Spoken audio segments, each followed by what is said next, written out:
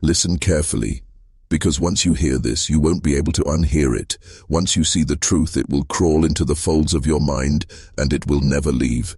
Imagine a coffin being opened after 60 years underground, not as a respectful exhumation, not as a forgotten grave unearthed by accident, but as a doorway to a horror no family dares to consider. The wood inside is not smooth. It is clawed, gouged, shredded by desperate hands. The bones of a boy's fingers are broken against the lid, bent backward in agony. He had not been dead when they buried him. He had awakened in the dark, alone, suffocating, forgotten. That coffin, once meant to honor the dead, became the chamber of his murder, not by malice, not by an assassin, but by the very society that claimed to protect him. And that, brother, is the secret you were never meant to know. November 1858. London was drenched in soot and sorrow. The city smelled of coal smoke, horse dung, and damp stone. In a modest house on a narrow street, a 16-year-old boy named Herbert Prescott collapsed in his chair. His mother, already widowed, called for the physician, Dr. Frederick Hastings, a man trained in the art of authority but not in certainty. He bent over the boy, pressed 2 fingers against pale flesh, waited for a moment, and declared what every grieving household feared most: death. No pulse detected, no breath seen. A certificate signed, sudden collapse, indeterminate natural cause. And that, in Victorian London, was enough to erase a life. Do you see it yet? How fragile the chain of trust is between the living and the dead. One man's word, scrawled on a piece of paper, could determine whether a boy was remembered, or whether a boy was buried alive. Within hours, the rituals began. The photograph first. It was the fashion of the time, a grotesque yet holy act. To pose the dead as though alive, to fix their stillness in glass and silver nitrate. A local photographer, James Morland, arrived with his heavy tripod and box of chemicals. He found Herbert not grey and cold, but flushed in the lips and cheeks. Strange, he noted. Unsettling, almost too alive. But a photographer was not a physician, and in the world of Victorian authority, the one in the black coat and spectacles, Hastings, his word was law. Morland adjusted Herbert in the chair, straightened his jacket, tilted his chin, pressed his brother George's trembling hand upon his shoulder. The exposure took long minutes of silence. George, only 9 years old, whispered to his brother as if he might still hear. And perhaps he did, for the camera does not capture sound, only silence. Yet silence can lie. The plate was developed, the image fixed. 2 brothers, one alive, one not. The family clutched it like scripture, proof of love and loss combined. But what they held was more than memory. It was evidence, a record of something that could not yet be admitted, that Herbert's eyes were not fully closed, that his lips were not slack, that his color was wrong for a corpse, that this was not the stillness of death, but the paralysis of life mistaken for it. And then came the burial. Swift. That was the way in 1858. Cholera, typhus, diphtheria, disease stalked the city, and the longer a body lingered, the greater the fear. Physicians advised haste, and families obeyed. Within 24 hours, Herbert's coffin was sealed, carried to the wet November earth, and lowered. The service was brief, the shovels relentless, the sound of soil striking wood echoing in his younger brother's ears. George could not shake the unease, the strange feeling that something had been left unfinished, untrue. But who listens to a child's silence? Victorian society worshipped order, not intuition. Medicine was not questioned. A boy's strange coloring, half-closed eyelids, faint warmth, they were dismissed as grief's illusions. And so the coffin was filled, the earth closed. The family went home with their photograph on the mantel, never suspecting the truth, that Herbert Prescott was not gone. He was waiting only inches below, in darkness. Do you understand the terror yet? Death is final. But mistaken death is a prison you cannot escape. Imagine his first breath awakening in silence, the coffin pressing in. No air, no light, no sound. Just wood against your face and earth against the wood. his hands rising, scratching, clawing, his nails splitting, his bones breaking as he hammered upward. No priest to hear him, no mother to hold him, only the indifferent soil of London pressing closer as the boy suffocated alone. But the earth remembers what men choose to forget. For 61 years, Herbert's coffin held its secret. And when the grave was opened in 1919 during the aftermath of war, what they found confirmed the nightmare Victorians feared most. The scratches were real, the broken bones undeniable. Herbert Prescott had been buried alive, and the photograph, the image his family displayed as proof of death, was in truth the last portrait of the living. This is where we begin, not with the coffin opening, but with the authority that closed it, a society that buried questions faster than it buried the dead, a physician who spoke certainty where none existed, a family that trusted the paper more than the pulse, and a photograph that to this day carries the face of a boy who was not yet gone. Because the story of Herbert Prescott is not just about one grave. It is about all of them. About the quiet collusion of fear, ritual, and authority that decides who is alive and who is not. It is about the machinery of society that buries truth alongside the body, and it is about the silence we have been trained to accept, silence that kills. So listen.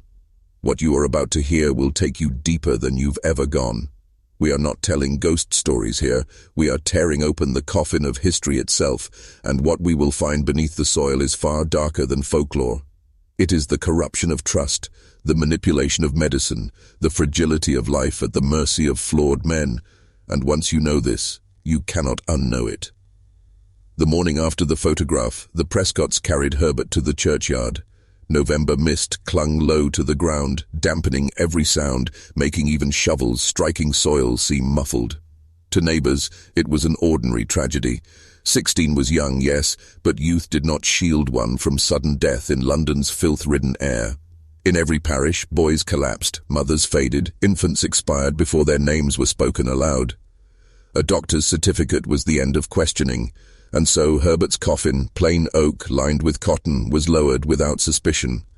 But pause for a moment, picture the stillness beneath the veiled rituals. The minister's voice carried words of eternal rest, but Herbert's body had not yet reached stillness. His lungs, faint as candlelight, may still have drawn in what air remained. His mind, caught between collapse and consciousness, may have been flickering with confusion. And yet above him, earth fell heavy, layer by layer, entombing him while his mother clutched his younger brother's hand and whispered prayers for peace. What she prayed for, he had not yet found. That is the cruelty of trust in authority. It is not knives that kill most men, it is obedience. The Prescotts obeyed the physician, obeyed the priest, obeyed the custom of haste. They sealed their son not out of malice, but out of respect. Respect for an order designed not for truth but for control. The control of medicine over death, the control of ritual over uncertainty, the control of silence over doubt. Back at the house, the photograph was placed on the mantel, a relic of closure, but photographs like coffins can be lies, and this one bore contradictions that gnawed silently at those who looked upon it too long. Herbert's eyes not fully closed, the faint strain about his lips, the unsettling flush of his cheeks. Guests whispered their condolences and moved on. Only young George sat often before the frame, staring as if he expected it to move. He had stood beside his brother long enough to sense what others refused to see. A child's intuition is sharper than an adult's certainty, but who listens to the child when authority has already spoken? The weeks after the burial fell into the dull rhythm of grief. Curtains drawn longer than necessary, meals eaten without appetite, conversations hushed to a whisper as though sound itself were a disrespect. Herbert's mother, already weathered by widowhood, grew brittle. She answered condolence letters curtly.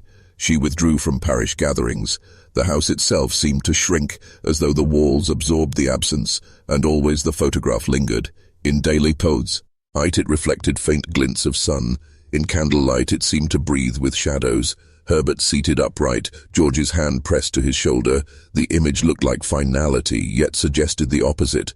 Some visitors remarked politely that the boy appeared almost alive, his complexion strangely warm, his posture resisting the slackness of repose. Mrs. Prescott dismissed these comments with weary gratitude, clinging to the idea that death could preserve dignity. But George, 9 years old, silent, watchful, never let go of his unease. In later years, he confessed in a scrap of writing, "I thought he could hear me." That was not imagination, that was memory. Understand this. In the 19th century, fear of premature burial was not a Gothic fantasy. It was a public dread. Newspapers printed accounts of bodies found twisted within their coffins, jaws shattered in final screams. Patents were filed for safety coffins, outfitted with bells, breathing tubes, even flags that could be raised from below.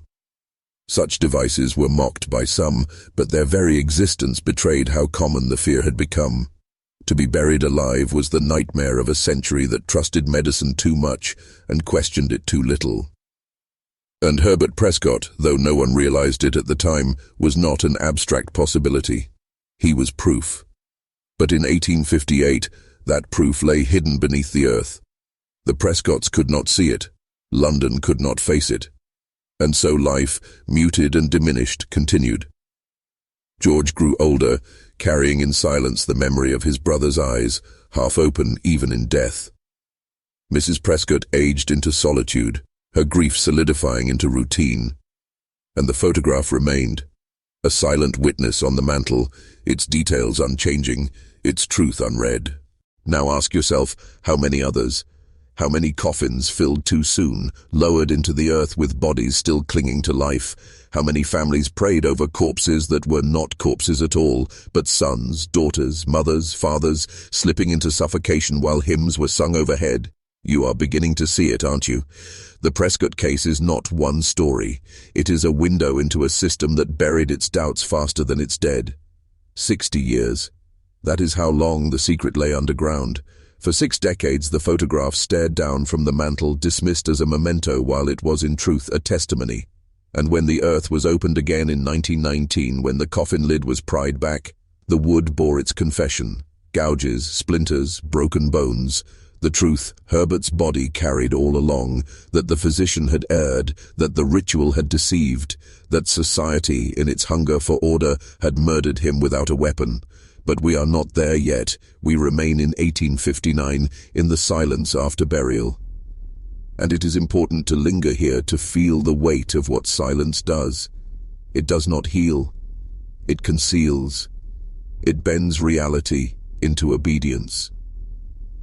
In that quiet London home, a mother forced herself to believe the lie written on a certificate. A brother learned to swallow the instinct that something was wrong, and a photograph, cold, merciless, undeniable, stood as the altar of memory, while in truth it was a crime scene. You must never forget this. What kills a man is not always violence. Sometimes it is trust, sometimes it is silence, and sometimes it is a system that chooses certainty over truth. The soil has closed over Herbert Prescott. The photograph rests on the mantel. To the family, the matter is finished. But the truth is never finished. Truth has a way of clawing upward, like Herbert's hands in the coffin, refusing to stay buried. And if you are listening closely, you'll already feel it, the unease that his story is not isolated but part of something far larger, far more sinister. A terror that gripped an entire century and revealed how fragile our trust in authority truly is. The Victorians spoke often of progress, industry, empire, invention. They celebrated the triumph of medicine, the sophistication of science, the spread of order across a chaotic world. But beneath that confidence pulsed a silent dread, the fear of premature burial. Not a Gothic legend, not the invention of fiction, a real, gnawing possibility that haunted every household. Because death in the 19th century was not certain, diagnosis was primitive. Physicians carried stethoscopes like talismans, but their instruments could not always hear what the body concealed. Breathing faint enough, a pulse weak enough, and life could be mistaken for death. And once the doctor spoke, no one dared challenge him. Do you feel the danger yet? One man's word, dead, was all it took to condemn you. To be lowered beneath soil, still clinging to life, that was the nightmare. And for families who had seen it happen to others, it was not abstract. It was present. It was possible. And it was waiting. The newspapers carried whispers.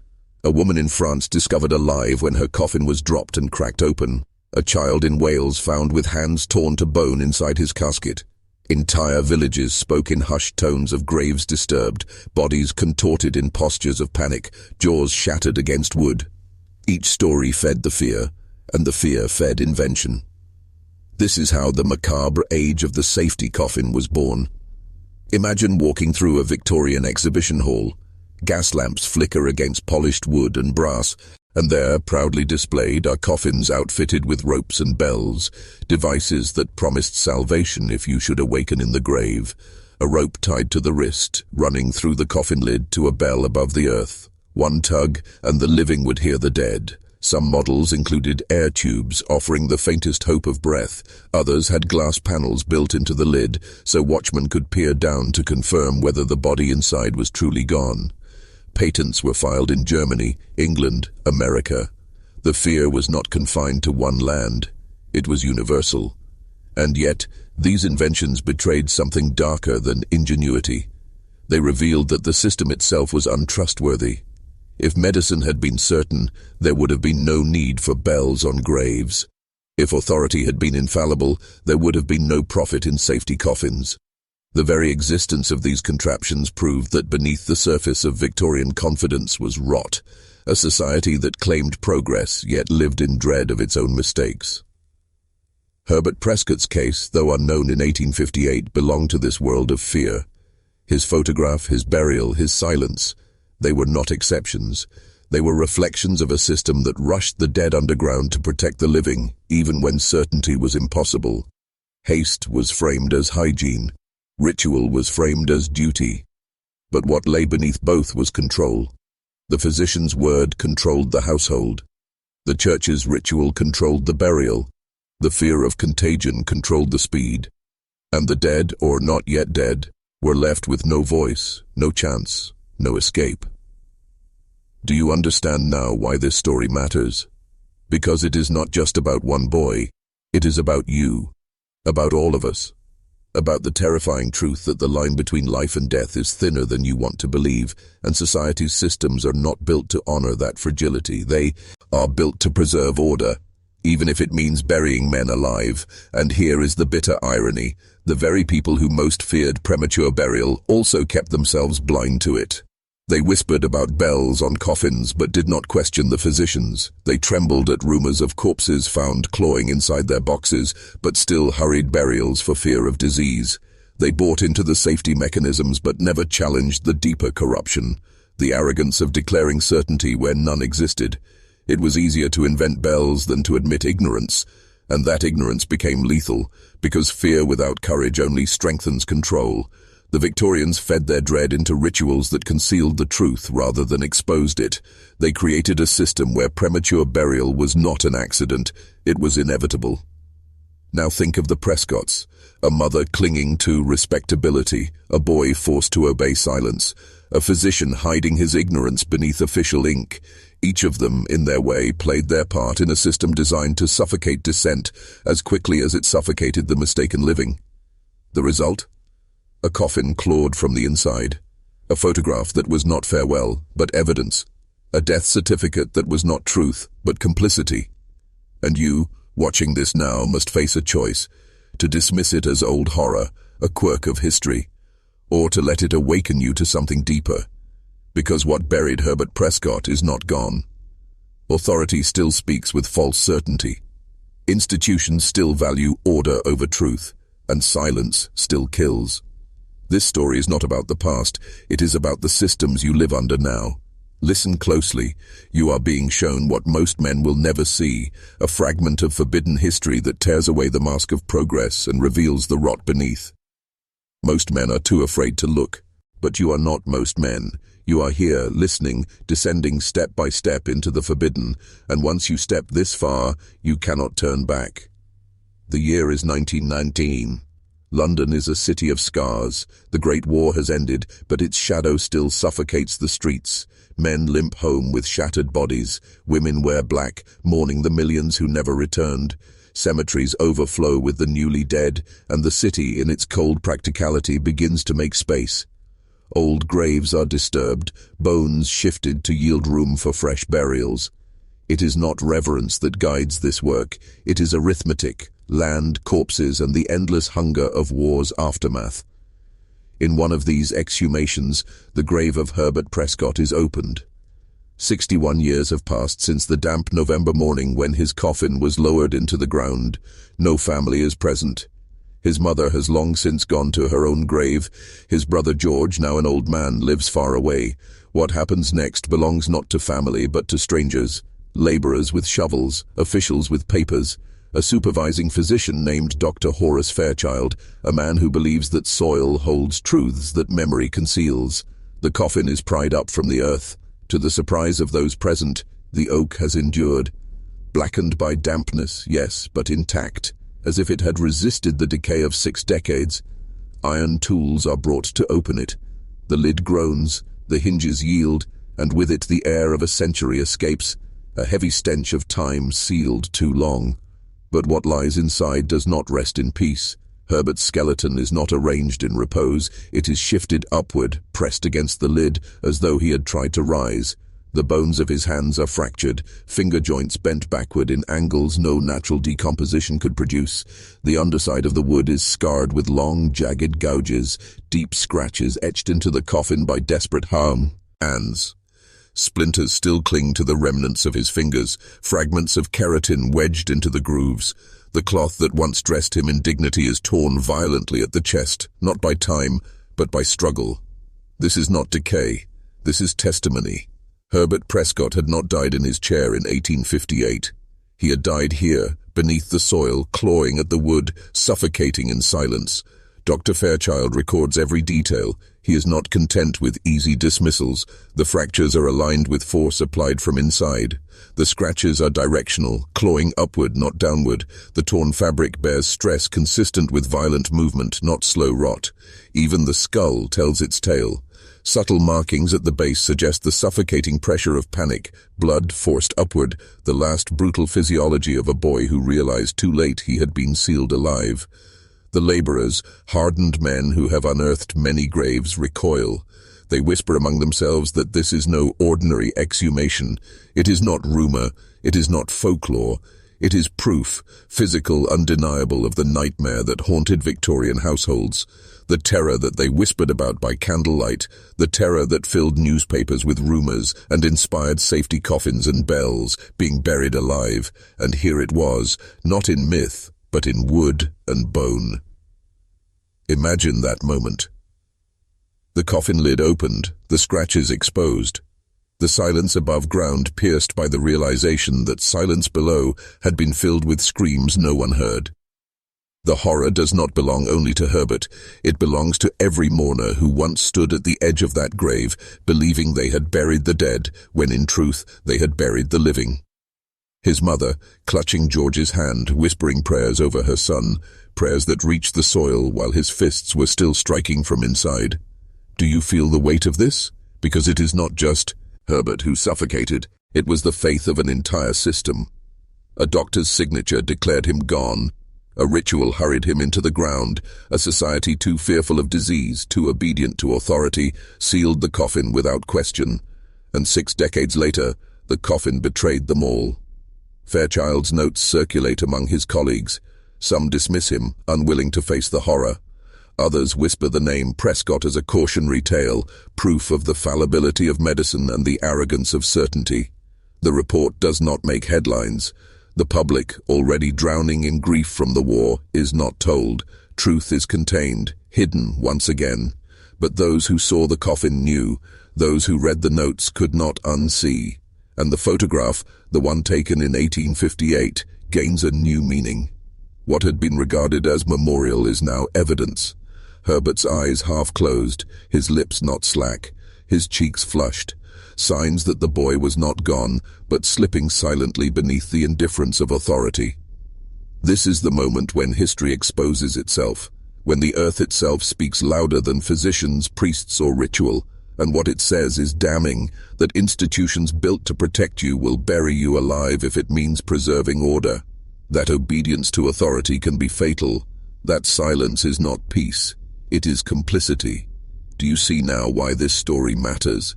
Because Herbert Prescott's coffin is not just a grave, it is a mirror reflecting every age, every society, every man who has trusted authority too deeply. And once you look into it, you will never trust as easily again. There is one object that binds this entire story together, a photograph.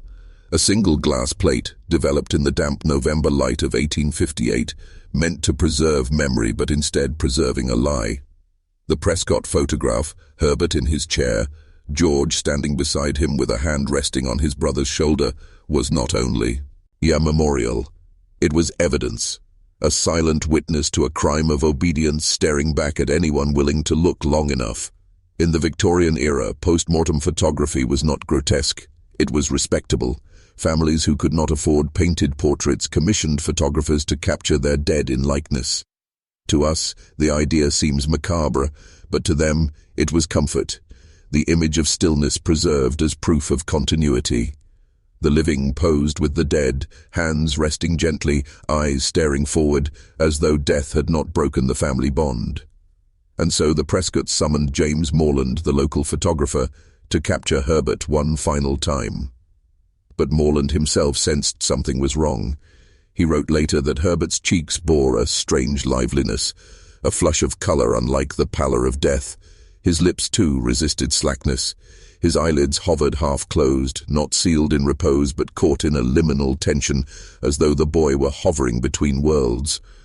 Morland hesitated, but he was no doctor. His duty was to arrange, pose, capture. He straightened Herbert's jacket, tilted the chin, placed George's trembling hand upon his brother's shoulder. The plate was exposed, the image fixed. The family thanked him and clutched the photograph as proof of closure. But photographs lie, or rather, photographs reveal truths too dangerous for their own time. For 60 years, the Prescott image hung in the family's sitting room. Guests remarked politely, some unsettled by Herbert's expression, others moved by the tender gesture of George's hand. To the family, it was memory. To the child George, it was torment. He stared at it for hours, as if willing his brother to answer the whisper he had breathed during the photograph's long exposure. And perhaps Herbert did hear him. Perhaps, even then, life still lingered. The camera caught not death, but suspension. Not fought. Well, but captivity. Look closely and you will see it. Herbert's posture is not the limp surrender of a corpse, but the stiffened resistance of a body not yet yielded. His skin tone defies the grayness of true death. The faint tension at his lips suggests not repose but suffocation. The photograph is not a portrait of the dead. It is the last living record of a boy about to be sealed alive. That is the horror of images. They fix what society is not ready to admit. They preserve not only memory, but error. The Prescott photograph became a shrine of mourning, when in truth it was a crime scene pinned in glass. A mother stared at it for comfort, a brother whispered to it for solace, neighbors glanced at it for respectability. All the while, it held the silent testimony of life mistaken for death, and no one dared to see it. Do you understand how deep the deception runs? Institutions do not only bury the living, they frame their evidence on walls. The photograph was proof, yet it was dismissed as memory. The coffin was testimony, yet it was buried beneath ritual. Authority declared Herbert dead, and so every object, certificate, coffin, photograph, was interpreted through that lens of obedience. Truth was present all along, but no one dared to read it. And that is the essence of corruption. Not lies told loudly, but truths hidden in plain sight. The Prescott photograph was not destroyed, not censored, not erased. It hung for decades in the family's home, untouched, unexamined, and when the coffin was opened in 1919, when the gouges in the wood confirmed the horror, the photograph's meaning shifted forever. It was no longer a memorial, it was evidence. The last likeness of a boy alive, his brother's hand upon his shoulder, captured on the very brink of entombment. But even then, the truth was not shouted. Dr. Horace Fairchild's notes circulated among colleagues, but the public was not told. The photograph remained in family hands, interpreted by descendants as a relic of tragedy, not as testimony. Silence persisted, And silence, once again, P. Reserved control. You must learn to see photographs differently. They are not only windows to memory, they are prisons of perception. They freeze not only what was real, but also the lies wrapped around it. The Prescott photograph teaches us that evidence does not vanish. It hides in plain sight, waiting for eyes willing to see without obedience. Most men will never look. But you are not most men. You are here, following deeper into the forbidden, learning to read not the surface but the concealed. So ask yourself, how many other photographs hang in family homes, in museums, in archives, framed as memory, but in truth evidence of error, manipulation, or corruption? How many portraits, how many documents, how many monuments preserve lies too dangerous to question? The Prescott photograph is not just a picture, it is a mirror, reminding us that what we accept as proof may instead be the mask of a darker truth, and in that realization, your descent continues. You have already begun to shed the skin of trust, to see beyond the surface. This is dangerous knowledge, because once you see photographs as lies, once you see coffins as prisons, once you see certificates as complicity, you can never return to the comfortable blindness of obedience. By now you see it clearly. Herbert Prescott's coffin was not just wood and nails, it was a chamber built by institutions. Medicine declared him dead. Religion consecrated the burial, society applauded the ritual of obedience, and silence, always silence, closed over the truth. To believe this was an isolated case would be to miss the darker pattern. Herbert's tragedy was not a mistake. It was the byproduct of a system designed to value order above life, appearance above reality, obedience above truth. Consider the physician. In Victorian England, doctors held immense authority.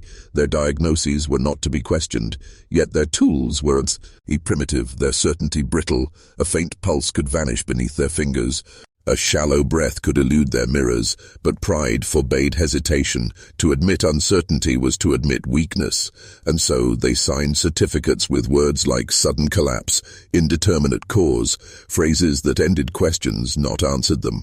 In Herbert's case, it sealed his fate. The doctor's word carried more weight than his body's signs. Authority triumphed over reality. Then came the church. The priest's role was not to investigate, but to sanctify. The burial service was brief, words spoken not to probe, but to close the matter. Ashes to ashes, dust to dust. The earth fell, and with it the expectation of silence. Once the soil covered the coffin, to question would have been sacrilege, not against God, but against the order of society. To doubt the ritual was to doubt the world itself. And so no one doubted. Society itself was complicit. In an age plagued by cholera, typhus, and diphtheria, fear of contagion demanded haste. Better to bury quickly than risk infection. Better to silence the dead than endanger the living. Behind the veil of hygiene lay a cruel arithmetic, one life sacrificed to preserve the comfort of many. Premature burial was not only possible, it was inevitable. And society accepted it, because the alternative, admitting uncertainty, was too terrifying. Do you see the pattern? Medicine, church, society, each played its part, weaving together a machinery of silence. And once the machinery was in motion, individuals were powerless. A mother trusted the physician, a brother trusted his mother, a photographer trusted his role. Each obeyed the chain, each surrendered their doubt. And Herbert Prescott was buried alive, not by accident but by obedience. This is the hidden face of corruption, not always greed, not always malice. Sometimes it is obedience itself, the blind submission to authority, that becomes the weapon. And this is why his story is not only history, it is warning, because the machinery that buried him is not gone, it has only changed its form. Look at the institutions around you. Do you think they have grown wiser? Or have they grown more sophisticated in concealing their errors? When a doctor prescribes, when a government decrees, when a church proclaims, do you assume certainty? Or do you see the same fragile arrogance that once condemned a boy to claw at oak in darkness? The faces change, the titles change, the robes, the coats, the certificates evolve, but the pattern remains. Authority demands trust, and trust, unguarded, can bury you alive. The Prescott case teaches you something forbidden. that institutions are not guardians of truth, but guardians of order. Their purpose is not to protect the living, but to preserve the appearance of certainty. To admit doubt would unravel their power, and so doubt is silenced. Questions are buried, and sometimes men are buried too. You must ask yourself now, how many truths lie sealed beneath the coffins of history? How many voices clawed against the lid, unheard, while the world above congratulated itself on its rituals? The Prescotts were not alone. The safety coffins, the whispered newspaper stories, the rumors of contorted corpses, all of it reveals that Herbert's fate was not unique. It was systemic. And if it was systemic then, what makes you believe it is not systemic now? Pause. Feel the gravity of this realization. Because this is not simply about history, it is about the way power functions in every age. Herbert's coffin is a metaphor as much as it is a grave. Institutions build coffins of silence around inconvenient truths. They hammer them shut with certificates, rituals, and laws. They bury them beneath soil called respectability. And when the living scream from inside, their voices are muffled until the wood splinters decades later. You are being shown dangerous knowledge. Most men cannot bear it. They prefer the comfort of obedience, the illusion that authority knows best. But you are not most men. You are here because you are willing to see. Because you are willing to let the coffin open, to look at the scratches in the wood, to acknowledge that authority lied. And once you see it in Herbert's case, you will begin to see it everywhere, in medicine, in politics, in religion, in history itself. This is how men awaken, not through comfort, but through horror, not by trusting the stories they are told, but by daring to see what lies buried beneath. You have stepped further down the rabbit hole now. The silence is breaking, and what you are about to see next will take you deeper still, into the psychology of fear, the manipulation of obedience, and the way power feeds on silence. Fear is the oldest tool of power. It does not need chains. It does not need whips. It only needs imagination. And in the 19th century, nothing ignited the imagination of dread more than the prospect of being buried alive. It was not fantasy. It was possibility. A whisper passed from neighbor to neighbor, headline to headline, family to family. What if they sealed the coffin too soon? That question alone was enough to command obedience. You see, the machinery of authority does not function on certainty. It functions on fear. When the physician told families to bury quickly, fear of contagion ensured compliance. When the priest spoke of eternal rest, fear of sacrilege silenced doubt. When society whispered about cholera or plague, fear of disease drove haste. And underneath it all, another unspoken fear, burial alive, lurking like a shadow, pressing people into rituals they did not understand but dared not resist. Premature burial was not merely an accident of medicine, it was a cultural weapon. Stories of coffins clawed from within spread like infection, seeding both horror and obedience. People became desperate for solutions, bells attached to graves, air tubes through the soil, elaborate safety coffins. These inventions reassured the fearful, but they also reinforced the authority of the very institutions that caused the problem. Doctors profited, inventors patented, priests sanctified, and ordinary men submitted, believing safety was found in compliance, when in truth compliance was the coffin itself. Do you see the paradox? Fear created the danger, and fear sold the solution. It was not truth. It was commerce. Commerce in terror. Commerce in silence. And here is where the psychology deepens. Fear of premature burial became so powerful that it masked the deeper truth. Men were already buried alive in other ways, not in coffins of oak, but in coffins of obedience. Society taught them to suppress instinct, to silence doubt, to trust authority against their own perception. George Prescott, only 9 years old, sensed his brother was not gone. He whispered to him during the photograph, as if life still lingered. But no one listened. A child's intuition was drowned by the authority of medicine and ritual. That is the coffin of the mind, when fear and obedience silence the truth you already know. This is how institutions control. They teach you that your instincts are madness, that your doubts are dangerous, that your silence is virtue. They weaponize fear not to protect you but to disarm you. Once you are trained to doubt yourself and trust them, They can bury you alive in any coffin they choose, literal or symbolic, and you will not resist. Herbert Prescott's coffin, clawed from within, is not only a grave, it is a mirror of society's psychology. He fought the wood with his hands, but the greater coffin was above ground, in the minds of those who accepted his death without question. His mother trusted the doctor trusted his authority, the priest trusted ritual, and together they entombed him in silence. That is how fear works. It binds people into a chain of obedience so strong that no single link dares break. And what of us now? Do you believe you are free of this? Do you think fear is not still used to bury you alive, not in soil but in systems? They frighten you with disease, so you obey their medicine. They frighten you with sin, so you obey their religion. They frighten you with chaos, so you obey their politics. And every time you obey without questioning, the coffin lid lowers another inch.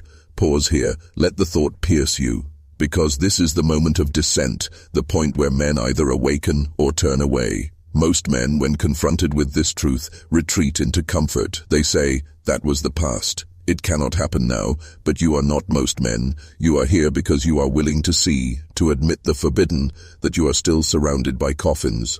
Some wooden, some institutional, some invisible.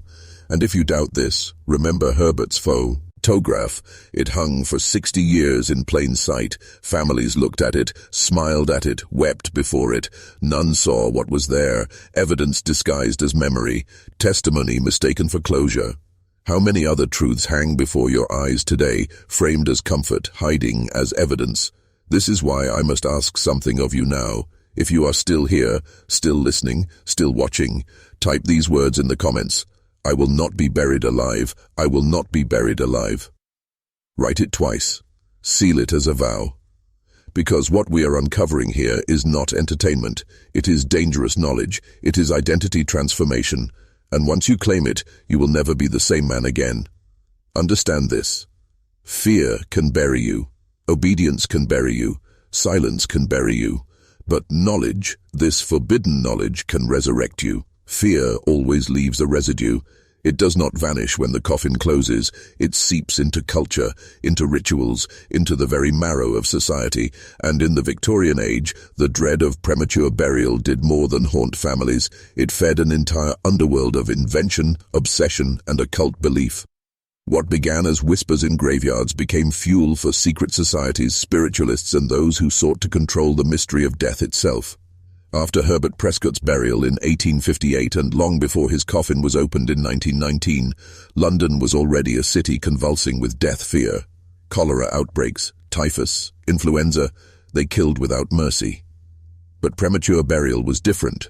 It was not just loss, it was betrayal. To think a loved one might still be alive as the earth fell upon them, it shook trust at its foundation. And when trust breaks, men do not simply grieve, they search. They invent, they reach for forbidden answers. That is why graveyards in the 19th century were not only fields of mourning, they were laboratories. Safety coffins with bells and tubes became more elaborate, marketed with the promise of salvation. But alongside them grew something stranger. Rituals meant not just to protect the living, but to command the threshold of death itself. Spiritualists claimed they could hear the cries of those buried alive, their voices echoing from beneath the ground. Mediums hosted seances where desperate families begged to know whether their dead had truly died. And secret orders, fraternities cloaked in symbols and shadows, saw in premature burial a metaphor for initiation. To them, the coffin was not only a danger, it was a doorway, a passage between ignorance and awakening. To be buried alive and rise again was to conquer fear itself. And so they staged rituals where initiates were locked in darkness, forced to confront suffocation, panic, the stripping away of every illusion. Some emerged reborn in loyalty to the order, others never returned at all.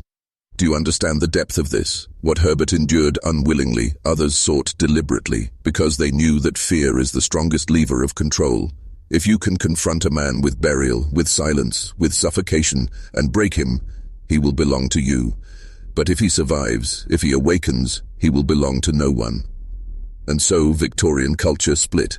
On the surface, safety coffins reassured families, doctors reassured patients, priests reassured the faithful, but beneath, in the hidden currents of society, men were testing fear, weaponizing it, ritualizing it. The dread of premature burial was transformed into a secret language of power. The coffin became both prison and initiation chamber. Now think of Herbert's photograph again. His brother's hand on his shoulder, his eyes half open, his lips tense. To the family, it was grief. To us, it is evidence. But to those who sought forbidden knowledge, it was a symbol. The image of a man suspended between death and life, between silence and scream, between obedience and resistance. That is why it matters, because symbols survive where words are silenced, and the Prescott photograph, whether they knew it or not, became one. This is the forbidden truth. Premature burial was not only tragedy, it was currency. It fed industries from coffin makers to photographers. It fed churches, which sold certainty against uncertainty. It fed occult orders, which used fear as a forge for loyalty. And through it all, men learned one lesson. If you can command fear, you can command obedience. What happened in London was echoed across the world. In Germany, safety coffins were displayed like luxury items. In America, secret societies staged mock burials for their initiates. In France, spiritualists built their seances around the voices of the suffocated, and in England, even the medical journals that dismissed such fears quietly published case after case of bodies found twisted, clawed, contorted in coffins. The evidence was there. The dread was real, and the institutions, instead of erasing it, used it. Do you feel the weight of this revelation? It is not simply about Herbert, it is about how fear itself becomes an economy, an industry, a system of control. They buried him alive, yes, but they also buried millions in obedience, in silence, in rituals that promised certainty but delivered suffocation. And here is the darker truth still.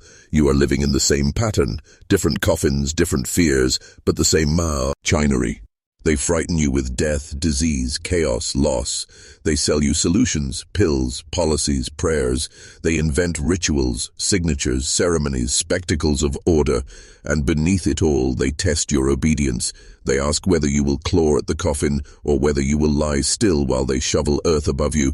This is not history. This is initiation. You are in the coffin now. The question is, will you claw? The coffin was opened. The scratches were undeniable. The broken bones, the torn fabric, the posture pressed against the lid. No one present could mistake what they were seeing. Herbert Prescott had been buried alive. The nightmare whispered in Victorian streets, mocked in penny pamphlets, feared in every household, now stood before them in wood and bone. And yet, what did they do? Did they scream it to the world? Did they call the newspapers, demand justice, tear down the false certainties of medicine and ritual? No. They closed the coffin again. They reburied him, this time among the bones of war dead, and they sealed the truth not only in earth but in silence. Dr. Horace Fairchild, the physician supervising the exhumation, kept detailed notes. He recorded the gouges, the fractured fingers, the torn jacket. He even noted the splinters of keratin lodged in the coffin lid, the fingernails that broke off as Herbert clawed for life. His words were precise, clinical, undeniable, but they were also dangerous. For if his account were made public, it would not simply condemn one mistake. It would indict an entire system, every physician's certificate, every priest's blessing, every ritual of obedience. And so his report circulated only among colleagues, whispered in halls of medicine, read in private, cited cautiously as a cautionary tale. The name Prescott became a murmur among those who knew, a reminder, a warning, but never an admission. The public was not told. London in 1919 could barely handle its war dead. Millions of bodies returned from the trenches, mass burials, fields turned into cemeteries. To reveal that even in peace, even in ritual, even in the sanctity of family burial, men had been buried alive. It would have shattered trust at a moment when trust was already frayed, and so silence served power once again. Understand this. Institutions do not only hide their errors, they manage them. They do not reveal truth when it is dangerous. They withhold it, control it, circulate it in shadows. Herbert Prescott's coffin was not only reburied in earth, it was reburied in secrecy. His story was sealed away, another inconvenient truth kept from the public. This is the mechanism of control. Truth is never erased. It is concealed, locked in files, whispered in professional circles, buried in archives, waiting for those who dare to dig. And yet the photograph remained. In the Prescott family home, long after the exhumation, the image still hung on the wall. But no one looking at it knew the full horror. They saw memory. They did not see evidence. They saw closure. They did not see crime. The photograph became the perfect metaphor of institutional silence. Truth visible, yet unrecognized. Proof present, yet unread. A coffin in plain sight hiding in glass and silver salts. Do you see how complete the machinery is? The boy buried alive. The photograph taken. The coffin opened. The evidence recorded. And still, silence prevailed. The institution survived, untouched. The physician's authority remained. The church's ritual remained. The society's obedience remained. Herbert clawed, screamed, broke his hands against the lid, and still his voice was smothered by silence. This is not only history, this is blueprint. When institutions are threatened by truth, they do not confront it, they bury it.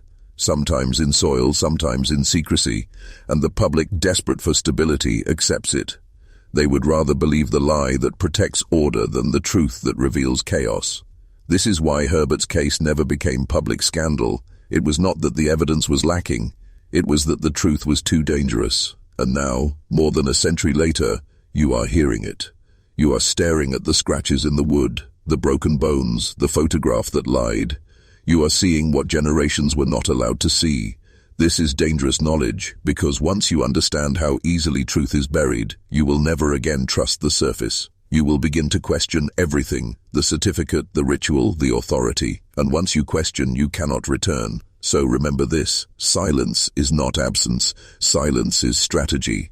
Herbert Prescott was buried twice, once in earth, once in secrecy. The first killed his body, the second protected the machinery that killed him. And the same is true of every age. Truth is clawing at the lid even now. The question is, will you open the coffin, or will you obey the silence? You have followed me this far, through the parlor where Herbert's photograph was taken, through the damp November grave where his coffin was lowered, through the decades of silence, through the moment in 1919 when the lid was pried open and the scratches told their story. And now you stand at the edge of the final revelation. Herbert Prescott was not only a boy buried alive. He is a warning.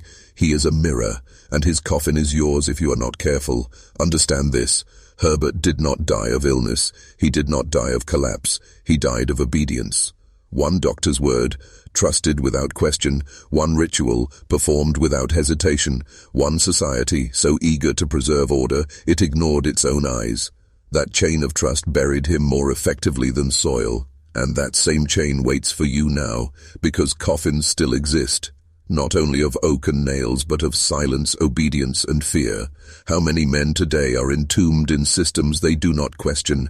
How many believe the authorities, the experts, the institutions, even when their instincts scream otherwise? How many are suffocating in boxes built not of wood, but of lies, clawing in silence while the world above continues oblivious? Herbert's photograph hangs in your mind now. His half-closed eyes, his lips tense, his brother's hand upon his shoulder. You cannot unsee it. You cannot pretend it is only memory. It is evidence. It is testimony. It is the moment when the living was mistaken for the dead, when truth was buried to preserve order. And that image should haunt you, because it tells you that what you see is not always what is true, and what you trust is not always what deserves your trust.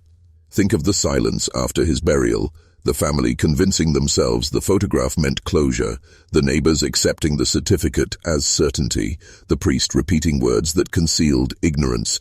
That silence is not unique to the 19th century. It is the same silence that surrounds you now, the silence that tells you not to question, not to resist, not to doubt, the silence that tells you, trust, obey, lie still. But Herbert did not lie still. He clawed. He broke his bones against oak.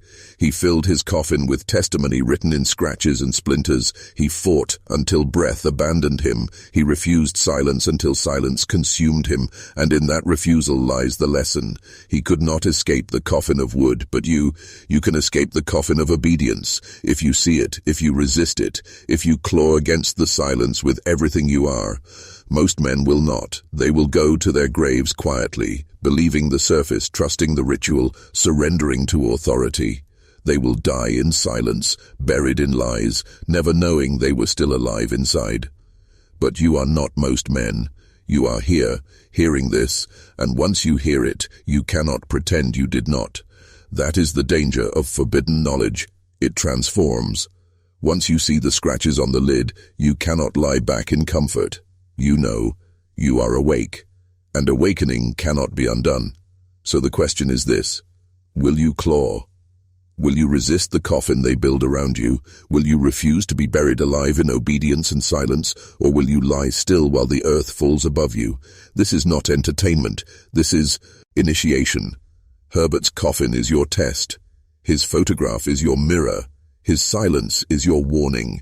And his struggle, those claw marks pressed into oak, is your command. Do not obey. Do not lie still.